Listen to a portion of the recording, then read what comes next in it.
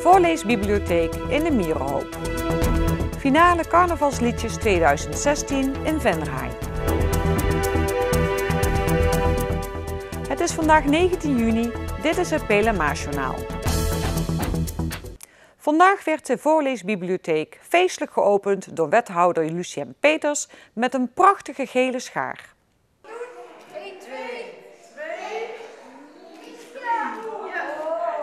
Tijdens deze morgen waren de kleuters van de basisscholen De Keg en Koningshof en de peuters van de Mierenhoop in de aula van de Keg bijeengekomen om de opening van de voorleesbibliotheek te vieren, samen te zingen en activiteiten te ondernemen.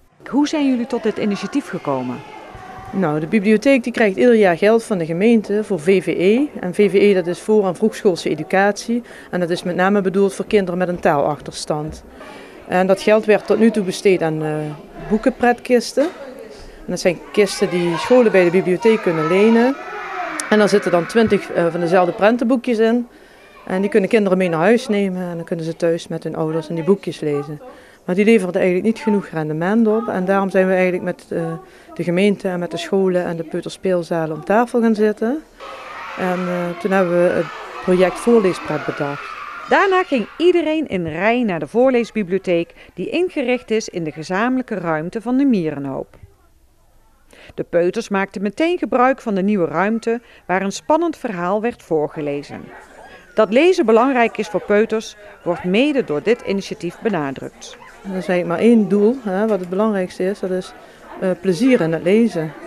En daarmee stimuleer je de taalontwikkeling vanzelf. De voorleesbibliotheek en BiblioNu bijten elkaar niet. Nu niet zo dat de kinderen dan op school blijven en niet naar de echte grote bibliotheek gaan? Nee, dat is niet zo. En in dit geval sowieso niet, want kinderen mogen die boeken niet mee naar huis nemen. In dit geval, omdat dit geen echte bibliotheek op school is, hebben we ervoor gekozen om de boeken op school te laten. Dus ze mogen ze wel mee naar de klas nemen en op school ermee werken, maar deze boeken zijn niet om mee naar huis te nemen. Dus dan moeten ze toch naar de bibliotheek. Peuterspeelzaal De Mierenhoop ziet graag dat meerdere scholen dit initiatief gaan overnemen om leesplezier en taalontwikkeling van peuter en kleuter te stimuleren. De finale van het Limburgs Vastelavondsliedjes Concours wordt volgend jaar gehouden in Venray. Toeval of niet, maar precies 11 jaar geleden vond de finale van de carnavalsliedjeswedstrijd ook al in de gemeente Venray plaats. Op 22 januari 2016 zal evenementenhal Venray het decor zijn van de LVK-finale. Het evenement wordt georganiseerd door de jubilerende vereniging De Pielhaas. Dit is geweldig nieuws voor ons als Pielhaas Vastenavondsvereniging. Want ja, hier hebben wij met de hele club een beetje naartoe geleefd en gekeken van zou dat haalbaar zijn. En ja, natuurlijk zijn we super trots en blij dat nu de LVK 2016 op 22 januari in Venray neerstrijkt. Het binnenhalen van de finale van het LVK is niet zo eenvoudig. De Pielhaas heeft er maanden voorbereiding ingestoken. Nou, je kunt op een gegeven moment aangeven dat je daarvoor open staat. Hè. Dan kun je dus aanmelden dat je dat wilt doen. En op basis daarvan gaan ze op een gegeven moment kijken of de locatie geschikt is. Kun je dat als vereniging bolwerken. Dus je moet wel zo'n organisatie kunnen trekken van zo'n LVK. Dat is natuurlijk niet niks. De weg naar de finale begint op woensdag 11 november. Vanaf dat moment kunnen liedjes worden ingestuurd naar de stichting LVK. Inzenden kan tot 7 december en daarna worden de inzendingen beoordeeld door een hoofdjury. De commissie Liedje van de Pielhaas heeft er alle vertrouwen in dat Venray vertegenwoordigd is in de finale. Nou, het staat er hartstikke goed voor. We hebben een behoorlijk wat aanschrijvingen, in totaal 17. En we hebben daar aankomende zaterdag de voorselectie voor. Dus en dan gaan we hopen dat uiteindelijk de 11 liedjes die in de finale komen, dat daar een potentiële LVK-finalist bij zit.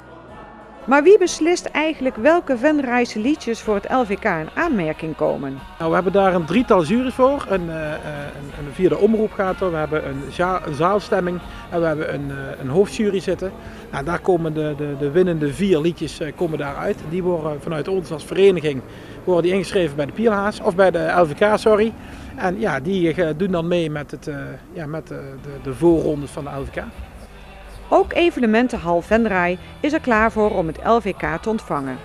Maar hoeveel mensen kunnen die finale eigenlijk bijwonen? Genoeg. Nee, ik hoorde vanochtend al bij L1 Radio dat ze schatten rond de 4000 personen. Nou, we kunnen iets meer herbergen als het echt moet, maar dat is taak de afstemming tussen L1, Stichting LVK, de Pilhaas en de evenementhal. De vastelavond valt vroeg in 2016. In een paar weken tijd moet het volledige programma worden afgewerkt. Vicevoorzitter Bart Lemmen heeft nu al zin in 7x11 jubileumfeest van de Pilhaas. We hebben veel te doen, een heel leuk 7x11 programma. En natuurlijk daar de LVK, maar ook het reguliere programma zal gewoon keurig doorlopen. En dat allemaal in een kort tijdsbestek dit jaar. Dus het wordt inderdaad kort, heftig, maar wel prachtig. Basisschool De Toverbal in Venray hield dinsdag een stuntdag. Een dag vol actie en spanning. Als eerste werden de stunts, het vallen en het veilige vechten gerepeteerd. De kinderen deden tijdens de stuntdag allerlei spectaculaire dingen.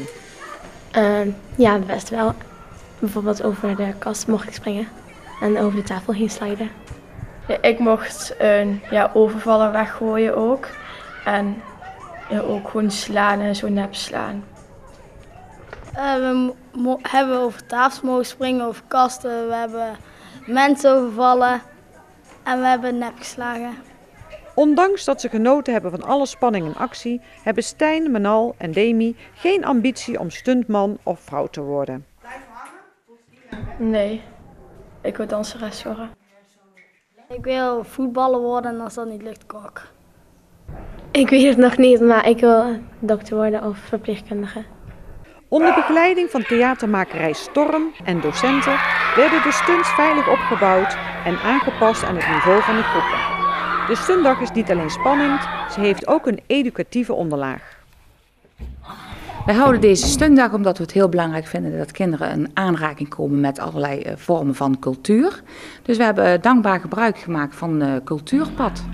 En bij Cultuurpad kun je altijd iets moois uitzoeken om te gaan doen met de kinderen. De basisschool aan de Sint-Ursulastraat is de enige school in de Noordwesthoek van Venray. Na een aantal magere jaren komen er weer meer leerlingen naar de school. De Toverbal ziet de toekomst zonnig in. Nou, we zijn heel trots, want we zijn een groeiende school op dit moment. Want we hebben afgelopen maart heel wat aanmeldingen gekregen. En daar zijn we heel blij mee. En ook onze CITO-uitslagen waren hartstikke goed. Dus we zijn een school om echt heel trots op te zijn. Klein, maar fijn. Goed gedaan. Tot zover dit PLMA-journaal. Deze uitzending wordt herhaald tot en met vrijdag 6 uur 's avonds. Morgenavond is er een nieuwe uitzending van Venray in bedrijf aan tafel.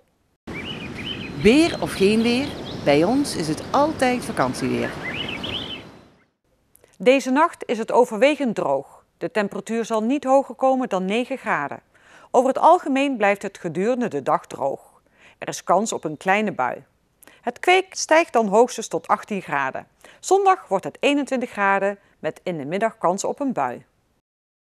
Fijn weekend, graag tot maandag.